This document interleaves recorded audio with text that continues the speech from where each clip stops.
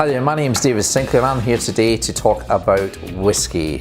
What I really want to do right now is talk about the different styles of whiskey that you'll find in most bars. And really we can categorise these into kind of different styles, and I'll talk a little bit about the history and about why they're kind of different in each way. The first one that I'm going to talk about is single malts.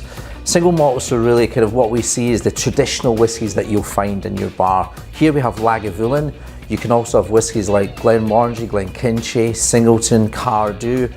What really defines a single malt is it has to use 100% malted barley. It must be aged for a minimum of 3 years in oak in Scotland. And these are some of the key things that you'll find with a single malt. In terms of flavour profile of these whiskies, for me, single malts, they're created in a pot still, almost like a large copper kettle, and you'll find that these have big, bold flavours, the single malt whiskies.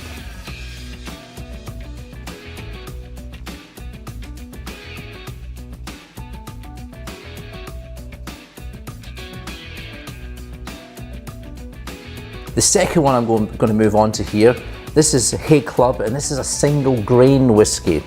Single grain is very different to the single malt in that it can use different styles of grains. Where we use 100% single malt here, with Hay Club, this uses wheat. You can also use maize. One of the key differences is, rather than being created in a copper pot still, it's created in a column still. This is a similar type of still that you would use to make even vodka and gin sometimes.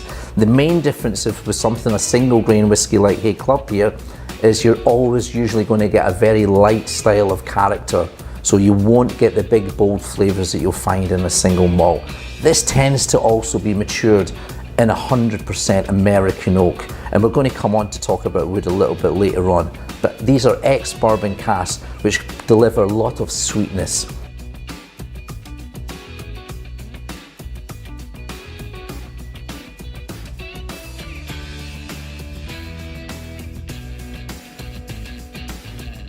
The third one we're coming on to here, this is a blended whiskey. So here we have Johnnie Walker Red Label. Other blends could be Bell's, Famous Grouse, Chivas Regal, Cutty Sark. These are the biggest whiskies in the world in terms of volume. What is a blended whiskey? It is a combination of the first two. Each blended whiskey contains a certain amount of grain whiskey and then also single malts.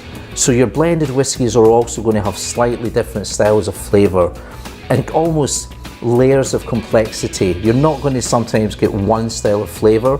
Johnnie Walker Red is very different to the black, very different to the green. But the main thing to consider about blends is, still has to be aged for a minimum of 3 years, but like I say, it's a combination of these first two, grain whiskey and single malts. And you can use as many different whiskies as you like. So you can have up to 40 whiskies if you prefer, to try and get the flavour style that you like.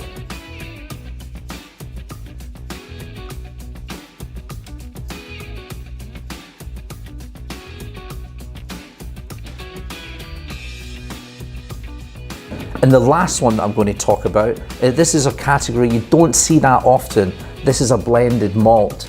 So there's lots of different whiskies, similar to the Johnnie Walker, the blends that you have, but rather than containing grain whiskey, it doesn't have any grain whiskey at all. It only contains single malts. So Copper Dog is a blend of only single malts.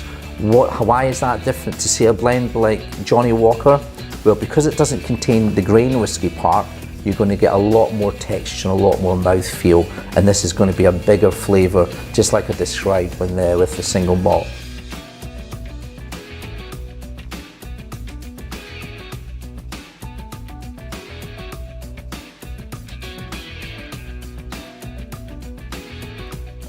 So that's really just a quick run through of the styles that you can expect from Scottish whiskies.